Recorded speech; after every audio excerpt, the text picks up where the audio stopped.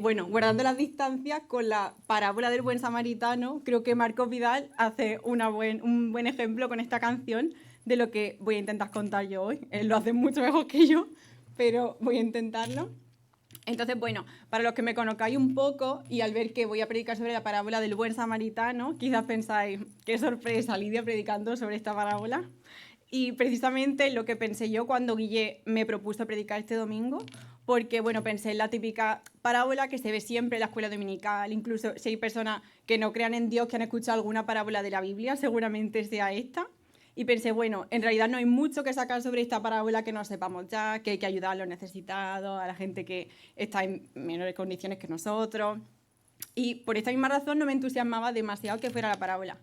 Pero antes de decir que sí, decidí leerla y pidiéndole a Dios que me diera ojos nuevos para verla y para entender cosas, si Él me quería revelar cosas nuevas con esta parábola o enseñarme cosas nuevas que pudiera hacerlo y estar abierta a eso y no a mis propios prejuicios de lo que había escuchado cuando era niña. Y obviamente Dios respondió. Y desde el primer momento que la leí de nuevo, vi un montón de cosas que no había visto antes. Y de hecho, ¿cómo podía negar que incluso la Biblia dice, sin duda la palabra de Dios es viva, eficaz y más cortante que cualquier espada de dos filos? Penetra hasta lo más profundo del alma y del espíritu, hasta la médula de los huesos, y juzga los pensamientos y las intenciones del corazón. ¿Quién era yo para pensar que la Biblia no me iba a hablar a mí porque ya me había hablado lo suficiente? Pero estoy convencida de que esta historia, y espero que tenga una enseñanza escondida para cada uno de nosotros y no solamente para mí. Y de hecho esa era mi única condición como para subirme aquí hoy, que era ver algo que no hubiera visto antes y que mereciera la pena compartir tanto como para no quedarme en mi sitio y callármelo, si no queréis compartirlo con vosotros. Así que mi oración hoy es que de la misma manera que Dios me ha mostrado con paciencia tantas cosas en esta parábola, os las pueda mostrar a vosotros también. Señor, te pido que nos hable a cada uno personalmente con esta parábola y que seas tú hablando a través de mí, que nos demos por hecho tu palabra y que nos apasione poder aprender de ella cada día porque es infinita. Enséñanos y transfórmanos con ella. En el nombre de Jesús. Amén. Vale, pues voy a leer la parábola. Ahí se ve un poco pequeño, pero bueno, está en Lucas, en el capítulo 10, los versículos del 25 al 37, por si los queréis buscar. Lo he puesto ahí por si alguien no tiene Biblia, aunque se ve un poco pequeño. Pero la voy a leer. En esto se presentó un experto en la ley y, para poner a prueba a Jesús, le hizo esta pregunta. Maestro, ¿qué tengo que hacer para heredar la vida eterna? Jesús replicó, ¿qué está escrito en la ley? ¿Cómo la interpretas tú? Como respuesta, el hombre citó, ama al Señor tu Dios con todo tu corazón, con todo tu ser, con todas tus fuerzas y con toda tu mente, y ama a tu prójimo como a ti mismo. Bien contestado, dijo Jesús, a eso vivirá. Pero él quería justificarse, así que preguntó a Jesús, ¿y quién es mi prójimo? Jesús respondió, bajaba un hombre de Jerusalén a Jericó y cayó en manos de unos ladrones. Le quitaron la ropa, lo golpearon y se fueron, dejándolo medio muerto. Resulta que viajaba por el mismo camino un sacerdote, quien, al verlo, pasó por el otro lado del camino y siguió de largo. Así también llegó a aquel lugar un levita, y, al verlo, pasó por el otro lado del camino y siguió de largo. Pero un samaritano que iba de viaje llegó a donde estaba el hombre, y, viéndolo, se compadeció de él. Se acercó, le curó las heridas con vino y aceite, y se las vendó. Luego lo montó sobre su propia cabalgadura, lo llevó a un alojamiento y lo cuidó. Al día siguiente sacó 2 monedas de plata y se las dio al dueño del alojamiento. Cuida de él, le dijo, y lo que gastes de más te lo pagaré cuando vuelva. ¿Cuál de estos 3 piensas que demostró ser el prójimo del que cayó en manos de los ladrones? El que se compadeció de él, contestó el experto en la ley. Anda entonces y haz tú lo mismo, concluyó Jesús. Bueno, creo que realmente a esta parábola le hace falta poca explicación y todo lo que nos hayan enseñado de ella es cierto, pero vamos a empezar por el contexto de antes de la parábola, porque este pasaje no es solamente esa historia, sino que esa historia está dentro de una contestación que le da Jesús a un experto de la ley, a un hombre que le hace una pregunta. Y Jesús, en vez de contestar con una respuesta directa, le contesta con una historia. Un maestro de la ley le pregunta a Jesús qué tiene que hacer para heredar la vida eterna. Quizá para nosotros pueda sonar un poco raro si lo pensamos o si nunca hemos leído esta frase, la frase ¿qué tengo que hacer para heredar algo? Porque en nuestro contexto una herencia es algo que normalmente te toca o viene de familia o algo así y no algo que te tienes que ganar para tener. Pero en este contexto los judíos de esa época sí que pensaban en la idea de tener que hacer cosas para heredar algo. ¿no? Para heredar la vida eterna, en este caso.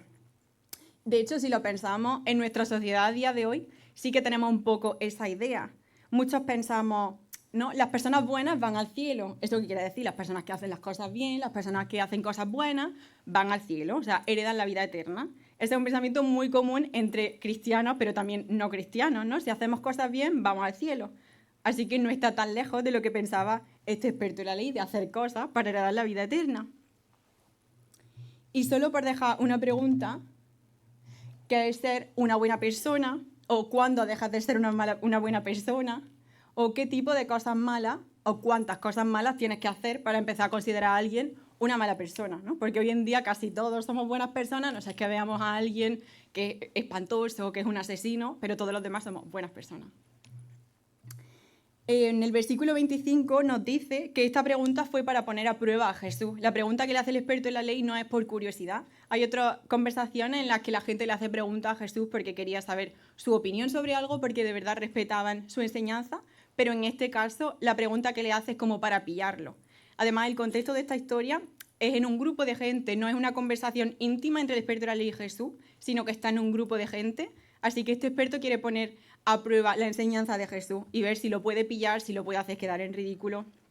Así que sus intenciones no son precisamente porque lo admiraba, sino para pillarlo. Así que, como el hombre que pregunta es experto en la ley, Jesús responde con otra pregunta para que este experto responda con sus conocimientos. Y eso creo que nos pasa mucho. ¿Qué aprendemos mejor? ¿Cuando nos dan una respuesta directa o cuando experimentamos nosotros mismos qué es lo que tenemos que hacer? Entonces Jesús contesta, ¿qué está escrito en la ley? ¿Cómo la interpretas tú? Es como si de forma implícita Jesús le estuviera haciendo saber a su inquisidor de que él no está enseñando una nueva doctrina, está apegándose de forma estricta a los principios de la santa ley de Dios que él conocía, porque este experto estaba intentando juzgar si Jesús estaba enseñando algo nuevo. Y Jesús le quiere hacer saber, bueno, contesta tú para que veas que tenemos la misma opinión. Y el hombre da en el clavo con su respuesta y dice, ama al Señor tu Dios con todo tu corazón, con todo tu ser, con todas tus fuerzas y con toda tu mente. Y ama a tu prójimo como a ti mismo. El mismo Jesús, tanto en el Evangelio de Marcos como en el de Mateo, cita estos dos mandamientos como los más importantes de toda la ley de Dios. Es decir, ellos dos están de acuerdo en que esa es la respuesta. De hecho, Jesús afirma la respuesta del experto en la ley diciéndole, bien contestado, haz eso y vivirá. Hay comentaristas como Donald Carson que piensan que este comentario fue incluso en un tono sarcástico, como que Jesús ya sabía la respuesta que él iba a dar y quería que el experto de la ley siguiera indagando en ese propio concepto, y efectivamente, como Jesús conocía a este hombre, sabía que no se iba a quedar tranquilo con esa respuesta. El maestro de la ley no está del todo satisfecho, efectivamente, con la respuesta y le dice, bueno, ¿y quién es mi prójimo entonces? Si me estás diciendo que para salvarme, para heredar la vida eterna, tengo que amar a mi prójimo, bueno, dime quién es. Y no sé a vosotros, pero cuando yo leí esta pregunta, ¿quién es mi prójimo?, lo primero que entendí fue como, bueno, ¿a quién tengo que ayudar para salvarme entonces? Dímelo ya. O ¿de quién me puedo librar y aún así heredar la vida eterna? Si para heredar la vida eterna tengo que amar a Dios y amar al prójimo, dime quién es y acabamos antes. ¿Se espera que tratemos a cada persona del mundo como nuestro prójimo y la amemos como a nosotros mismos? Y si eso nos resulta imposible, ¿dónde trazamos la raya? Podemos entender que prójimo se refiere a la gente de nuestra familia, nuestros amigos, nuestra iglesia, nuestra calle, la buena gente, pero también a grandes pecadores como, no sé, asesinos, ladrones, tiranos, como a nosotros mismos, a los extranjeros que no son ni siquiera de nuestro propio país. Podemos entender que nuestros enemigos, esas personas tan diferentes del grupo X, y aquí cada uno puede insertar el grupo que quiera, el que menos le guste, por el hecho de no caernos bien, han dejado de ser nuestros prójimos y a eso los podemos eliminar. Creo que es una pregunta bastante lógica y que muchos podríamos hacernos, y que si no nos hacemos más es porque no queremos escuchar la respuesta. También pienso que, por una parte, si este hombre conocía tan bien la ley de Dios y sabía que eso es lo que tenía que cumplir para heredar la vida eterna, sabe que no ha llegado a cumplir todas esas cosas. Por muy bueno que pudiera ser o parecer, este hombre no había cumplido todos los requisitos si de eso dependía heredar la vida eterna. Y de hecho, si tú y yo somos sinceros, sabemos que si tenemos que hacer lo mismo para salvarnos, hacer todo bien, yo siendo sincera creo que no me salvaría y pocos podríamos decirlo. Porque aunque seamos buenas personas, cuántas cosas hacemos mal y cuál es el límite de cosas buenas que tenemos que hacer para contrarrestar todas las malas. Nos conocemos a nosotros mismos y sabemos que tenemos secretos y errores que nadie conoce, y si eso se ponen en la balanza, ¿ganarían a las cosas buenas? Por otra parte, si el maestro ignoraba sus errores y los metía debajo de la alfombra, confiaba en su habilidad para hacer las cosas bien. Era un hombre que era ejemplar para muchos y muchos lo pensaban así, de puertas para afuera, podía pretender que hacía todo bien. Y además es que entre los judíos había diferentes definiciones de quién podía ser tu prójimo. Entonces él quizás estaba amando al prójimo correcto. La idea más extendida era que el prójimo era otro israelita. Ellos eran el pueblo de Israel, entonces muchos consideraban que el prójimo era pues otra persona del pueblo. Pero entre los fariseos, que es el grupo religioso al que pertenecía este maestro de la ley, el concepto de prójimo estaba mucho más reducido. Muchos fariseos pensaban que el prójimo era otro fariseo, simplemente. Así que con esta pregunta, el maestro de la ley podría acallar su conciencia si la definición que daba Jesús era la misma que tenía él acerca del prójimo, o ridiculizarlo, porque recordemos que está como en audiencia pública, y debido a la multitud de opiniones que había en torno al tema, si Jesús daba una respuesta incorrecta, muchos podrían juzgarlo. Así que el maestro de la ley pensaría, bueno, a ver si Jesús provee una respuesta que me consuele a mi pregunta. Así que por fin vamos a ver la famosa parábola, que es la historia que cuenta Jesús para responder a ¿quién es mi prójimo? Bajaba un hombre de Jerusalén a Jericó y cayó en manos de unos ladrones. Le quitaron la ropa, lo golpearon y se fueron, dejándolo medio muerto. Resulta que viajaba por el mismo camino un sacerdote, quien, al verlo, pasó por el otro lado del camino y siguió de largo. Jerusalén y Jericó eran dos ciudades que no estaban excesivamente lejos la una de la otra. Pero podemos imaginar toda esta imagen, que un hombre tirado en el suelo, medio muerto, sin ropa, nos dice. Entonces podemos tener dos opciones, que sentir mucha compasión por este hombre, o no en absoluto, porque encima las personas que le han dado esta paliza pueden estar cerca y nos pueden hacer daño a nosotros también. Nos dice que el sacerdote judío pasa de largo, de hecho dice literalmente que pasa por el otro lado del camino y pasa de largo. Es como el pastor que hemos visto en la canción de Marcos Vidal, que pasa de largo del hombre herido. Y el sacerdote judío no tiene ninguna justificación para pasar de largo de otro compatriota judío también, porque el hombre que está en el suelo sabemos que es judío, porque si no Jesús lo habría aclarado sin ningún problema. Podemos intentar pensar algunas excusas para que este sacerdote hubiera pasado de largo, como por ejemplo, bueno, que estaba de camino al templo y podía llegar tarde, aunque muchos sacerdotes tenían su casa en Jericó y el templo lo tenía en Jerusalén, y al ir de camino a Jericó seguramente iba de camino a casa y no tenía por qué llegar tarde al templo. También podemos pensar que, bueno, si este hombre estaba muerto, la posibilidad de que el sacerdote entrara con un cadáver podía contaminarlo y no realizar sus funciones en el templo, pero como vemos, seguramente no iba de camino al templo. Pero de todas formas, aunque estas excusas fueran reales y legítimas para el sacerdote, mostrar misericordia a los necesitados era uno de los requisitos fundamentales de la ley de Dios, por encima de todas estas cosas y de los rituales religiosos. Algunos de los libros que estudiaba este sacerdote en el templo son el libro del profeta Oseas o Miqueas, y por dar algunos ejemplos, lo que dicen estos libros es: lo que pido de vosotros es amor y no sacrificio, conocimiento de Dios y no holocausto. O ya se te ha declarado lo que es bueno, ya se te ha dicho lo que de ti espera el Señor, practicar la justicia, amar la misericordia y humillarte ante tu Dios.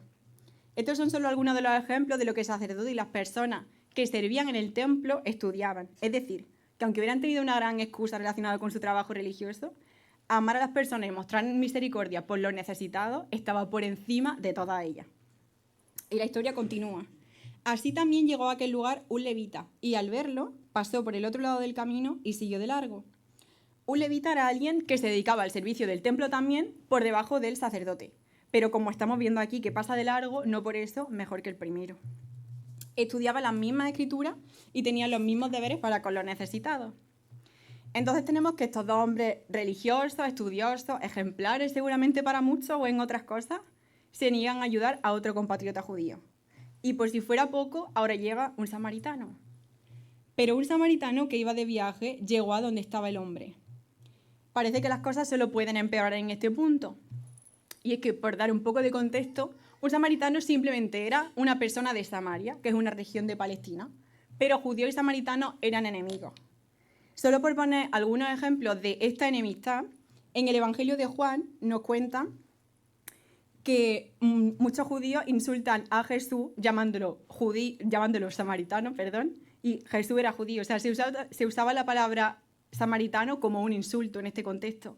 Y los samaritanos respondían a odio con odio, cuando en otra historia, por ejemplo, vemos que Jesús y sus discípulos visitan un pueblo en Samaria y son expulsados de allí simplemente porque eran judíos. Entonces, este odio era real, era conocido por todos, y seguramente si este hombre que estaba medio muerto hubiera tenido un poco de conciencia y hubiera podido ver al samaritano, habría temido más por su vida que otra cosa. Pero la historia sigue. Pero un samaritano que iba de viaje llegó a donde estaba el hombre y viéndolo, se compadeció de él. Se acercó, le curó las heridas con vino y aceite y se las vendó. Luego lo montó sobre su propia cabalgadura, lo llevó a un alojamiento y lo cuidó. Al día siguiente sacó 2 monedas de plata y se las dio al dueño del alojamiento. Cuida de él, le dijo, y lo que gastes de más te lo pagaré cuando vuelva. Esta imagen me parece increíble y de hecho me cuesta mucho leerla sin emocionarme porque el samaritano supo ver lo que era más importante. Nos dice que el samaritano iba de viaje. Posiblemente no tenía pararme y ayudar a un judío herido entre sus planes. Y me hace pensar cuántos de nosotros cuando viajamos estamos dispuestos a cambiar radicalmente nuestros planes por ayudar a otro. Este hombre perdió mínimo un día de viaje solo por ayudar al judío que no había hecho nada por él. El samaritano cura las heridas del hombre, las venda, lo monta sobre su propio caballo, teniendo que ir él a pie a su lado, llega a un alojamiento y allí se queda cuidándolo. Y no se queda ahí. Al día siguiente, después de toda la noche cuidándolo, seguramente despierto, le da al dueño del alojamiento 2 monedas de plata. La moneda que se usa son 2 denarios, es como 2 días de salario de un obrero normal en este momento. Y además le dice que si tiene que poner más de su parte el dueño del alojamiento, él se lo va a pagar cuando vuelva. Pero ahí no se detiene. Este hombre se va de ese lugar y seguramente al volver hizo lo que había dicho. El samaritano sabe que el judío no va a darle nada a cambio, pero es que en ningún momento lo hace por eso. Él cambia sus planes y atiende al hombre herido. Simplemente tiene gracia con él. La gracia sabemos que es un favor inmerecido, porque este judío no había hecho nada por él. De hecho, seguramente el pueblo judío había abusado mucho del pueblo samaritano en este momento. Y simplemente está haciendo algo bueno por él de una manera totalmente desinteresada y por amor, sin tener en cuenta la respuesta que va a tener el judío o lo que le hayan hecho antes. En el versículo 33 dice, el samaritano se compadeció de él. En otras versiones dice, fue movido a misericordia. La compasión significa literalmente sufrir con o sufrir junto, pero va mucho más allá de los sentimientos. La compasión significa implicarse. Si una persona tiene compasión, no solo la siente, la muestra. Cuando los demás mantienen distancia con los que sufren, la compasión nos impulsa a actuar en su favor. Hay una cita famosa que lo define así. Creo que no sé bien, pero la voy a leer. La compasión es la capacidad de sentir lo que es vivir dentro de la piel de otra persona. Es saber que nunca podrá haber realmente paz y alegría para mí hasta que finalmente haya paz y alegría para ti también. Como hemos visto, el samaritano hace mucho más de lo que podía haber hecho y mucho más de lo que va a recibir. Pero como digo, para él no tiene ninguna relación cómo actuar y cómo va a responder la otra persona. ¿Cuántas veces hacemos esto en la sociedad de nadie te lo va a agradecer? ¿Para qué haces eso?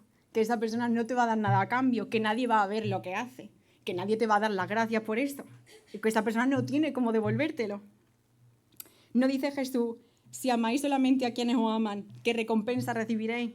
¿Acaso no hacen eso hasta los recaudadores de impuestos? Y si solamente saludáis a vuestros hermanos, ¿qué hacéis de más? ¿Amamos o solo esperamos recibir algo a cambio?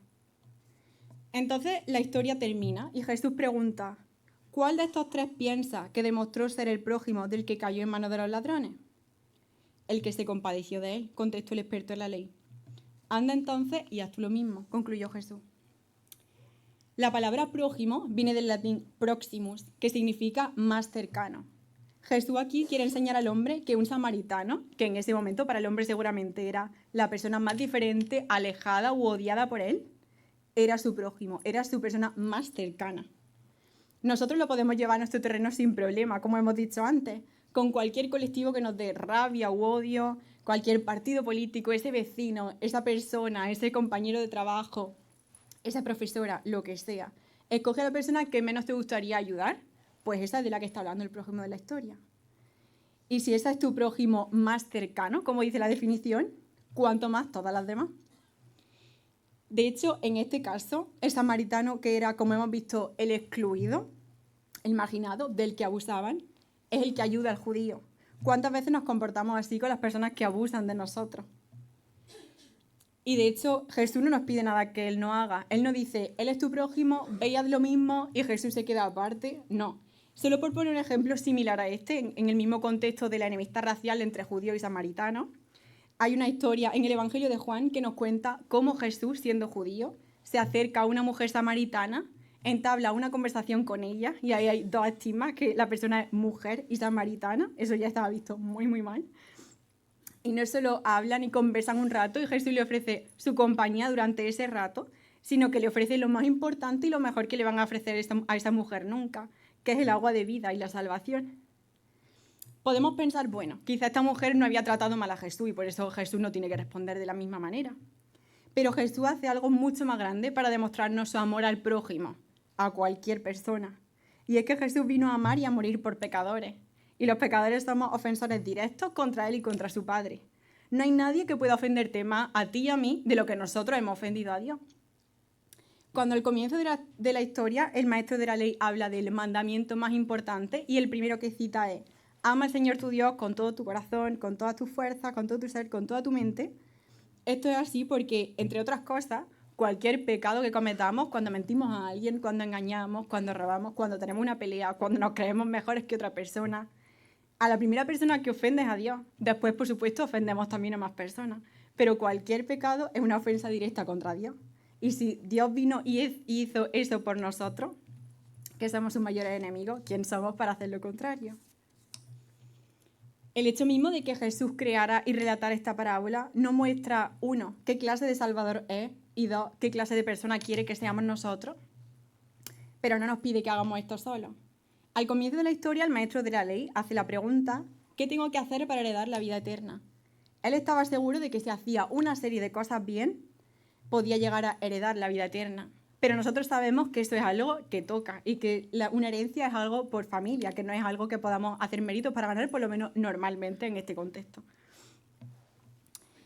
Y como hemos visto antes, si este hombre conocía la ley de Dios, sabía lo difícil que era llegar a hacer todas esas cosas. Hay una frase de C.S. Lewis que me encanta, que dice: ningún hombre sabe lo malo que es hasta que ha intentado con todas sus fuerzas ser bueno. Y creo que cualquiera de nosotros que hayamos intentado hacer todas las cosas bien, nos damos cuenta de cuánto fallamos y de que no podemos lograrlo. Es imposible no fallar, es imposible hacerlo todo, es imposible luchar contra nuestra naturaleza todo el tiempo. Por eso, si nuestra salvación o heredar la vida eterna, como dice aquí, dependiera de amar perfectamente al prójimo, creo que todos podemos reconocer que no llegamos, que hasta cuando no queremos, lo tratamos mal. Entonces, ¿qué? ¿Estamos perdidos? ¿Jesús nos pide algo que no podemos lograr y que nunca podremos hacer para heredar la vida eterna? ¿Es Jesús un tirano que exige cosas que sabe que no podemos cumplir y se divierte con eso? Sabemos que no podemos hacer todo eso para heredar la vida eterna, pero por eso vino Jesús. Jesús vino y vivió la vida perfecta, amando al prójimo, que nosotros no podemos vivir y no podemos hacer, y murió por nosotros para que, si creemos en Él y reconocemos precisamente que no llegamos y que nunca podremos hacerlo, nos perdona por todas las veces que hemos fallado y por las que fallaremos. Y recibimos su Espíritu Santo para liberarnos de tener que hacerlo todo por nosotros mismos, pero además ser transformados cada vez más a su imagen para poder amar al prójimo como Él dice y como merece. Si el maestro de la ley hubiera sabido que tenía delante a quien hizo y haría todo por él para librarle de esa carga tan grande, él pensaba que tenía que cumplir toda la ley para heredar la vida eterna. Pero Jesús dice: venid a mí todos vosotros que estáis cansados y agobiados, y yo os daré descanso. Cargad con mi yugo y aprended de mí, pues yo soy apacible y humilde de corazón, y encontraréis descanso para vuestra alma, porque mi yugo es suave y mi carga es liviana. Qué diferencia, ¿no? Jesús no pide ofrendas ni sacrificios, pide practicar la justicia y amar la misericordia. Pide amar al prójimo como a uno mismo. Apunta al samaritano de la historia y nos dice: anda entonces y haz tú lo mismo. Y se me planteaban algunas preguntas después de esta reflexión, que ¿quién es mi prójimo entonces? Porque entendemos que sí, todo el mundo puede ser nuestro prójimo, pero a nosotros nos tocan unas personas más y menos cercanas, y poder identificar de quién nos está hablando Dios en esta parábola a nosotros personalmente, a cada uno. ¿Cómo suelo actuar con las personas que me caen mal o las que no me tratan bien a mí, como este samaritano? Y cómo lo que hizo Jesús me ayuda hoy a amar a mi prójimo como Él manda. Estas son preguntas que podemos hacernos, podemos reflexionar durante la semana. Y por último, bueno, quería dejar ese versículo ahí que Jesús dice, el de venid a mí, todos vosotros que estáis cansados y agobiados, y yo os daré descanso.